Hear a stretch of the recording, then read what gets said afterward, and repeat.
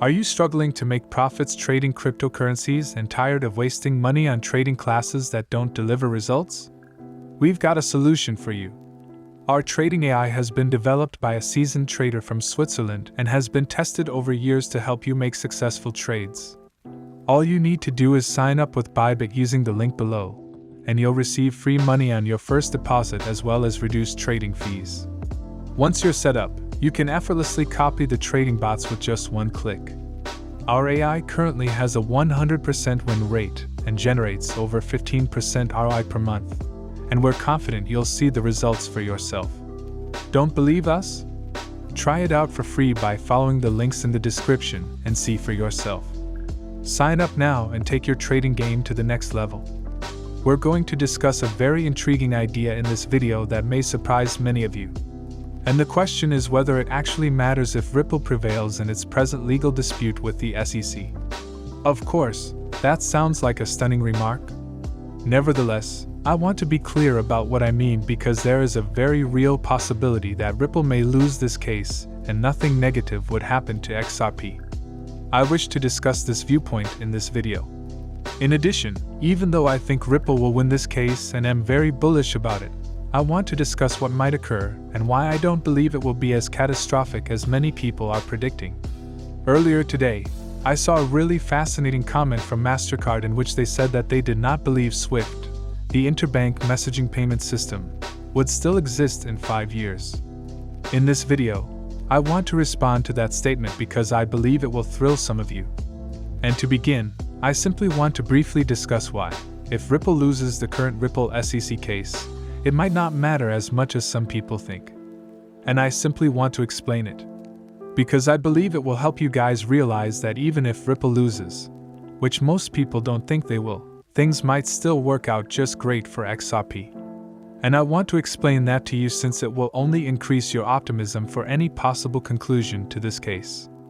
Firstly, this was mentioned by T on Twitter. He's at random about Ripple losing the case, which is unlikely. But that doesn't mean, if the SEC declares XRP as a security alongside other coins, they only speak for the United States. And this is taking place while the rest of the world is starting to adopt other cryptocurrencies, not as securities, and to wean itself off of the dollar.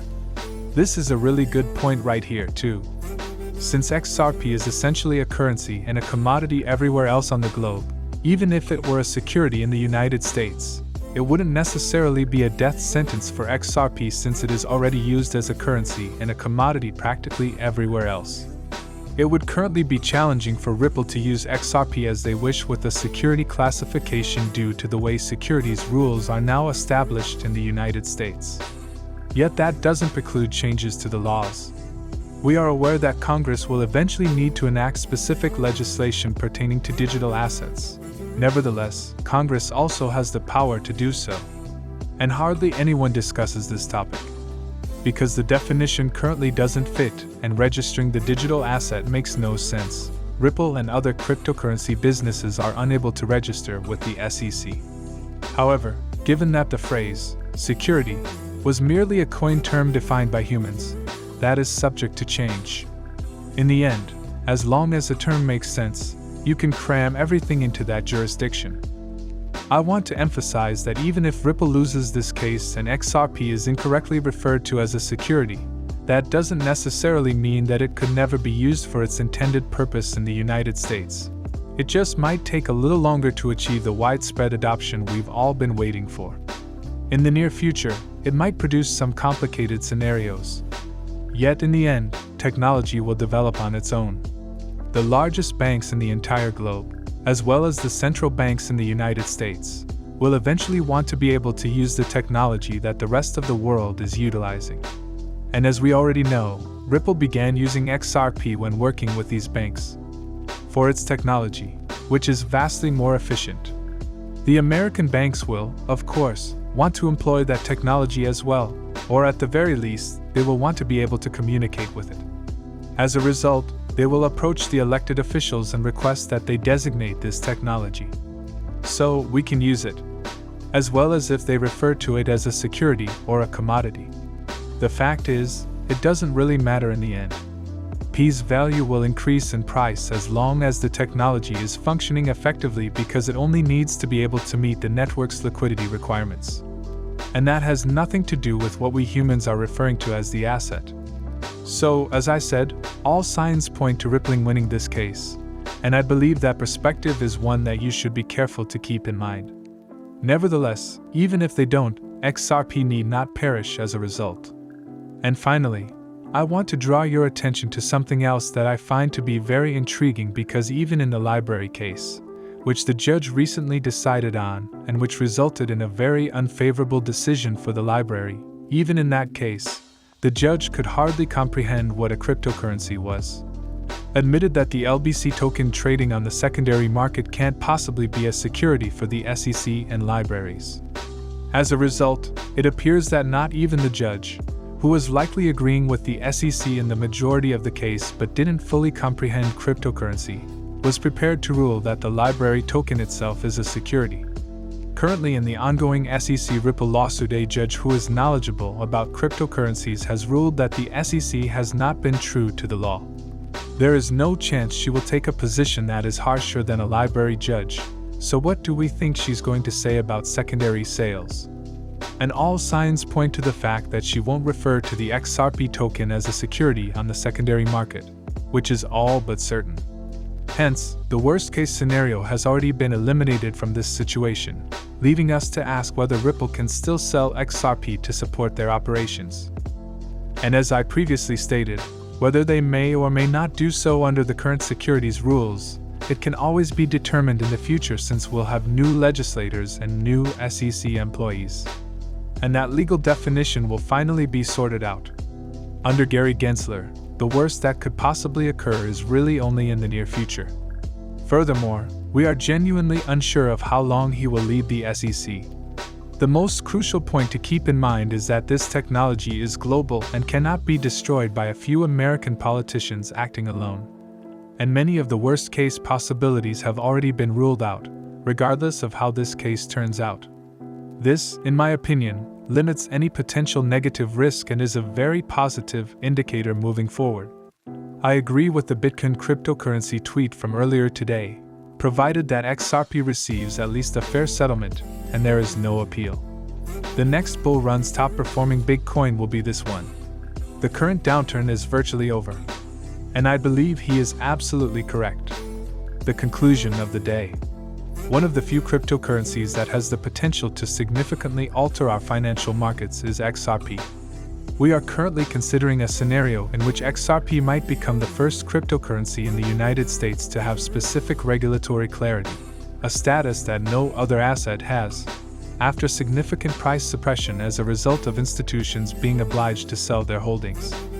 Also, U.S. retail investors have the capacity to outperform institutions.